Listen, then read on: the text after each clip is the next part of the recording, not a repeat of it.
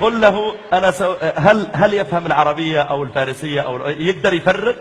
Est-ce que tu comprends les langues étrangères telles que l'arabe, le perse ou autre? Non. ما يقدر يفرق، يعني لو أتكلم مع عربي أو أردو أو فارسي ما يقدر يفرق. C'est-à-dire que si là maintenant le cheikh parle avec toi en ourdou, en perse ou en arabe, tu peux pas faire la différence. Là il فرق. طيب قل له أنا سأعطيه جملتين أريده أن يحاول يكتشف الفرق بينهما. Là il va prononcer deux phrases et il veut que tu vois est-ce qu'il y a, ou plutôt tu lui fais ressentir ce que ces phrases ont fait sur toi. D'accord? Donc tu vas essayer de lui dire quelle est la différence entre ces deux phrases que tu ne comprends bien sûr absolument pas. طيب اسمع الكلام الأول.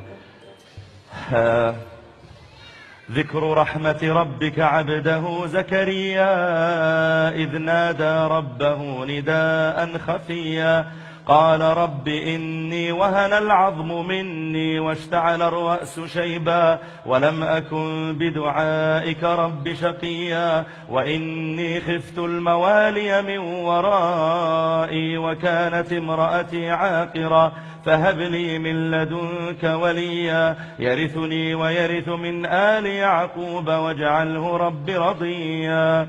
هذه الجملة الأولى قل له. Ça c'est donc la première phrase. طيب يأخذ الجملة الثانية. Là maintenant, il va prononcer la deuxième phrase. Essaye de dire est-ce qu'il y a une différence entre les deux. نحن اجتمعنا في هذا المكان ثم جلسنا في هذا الزمان ثم التقينا معك وجلسنا معك وأنسنا لما لقيناك ثم سوف بعد ذلك نفارقك لكننا سوف ندعو كثيرا لك. طيب هذه الجملة الثانية. Ça c'est la deuxième phrase. قل له هل شعر بفرق بين الكلامين؟ Est-ce que tu as ressenti une différence entre les deux phrases? Est-ce qu'il y en a une parmi les deux qui a peut-être touché ton cœur? La deuxième. La deuxième, الجملة الثانية.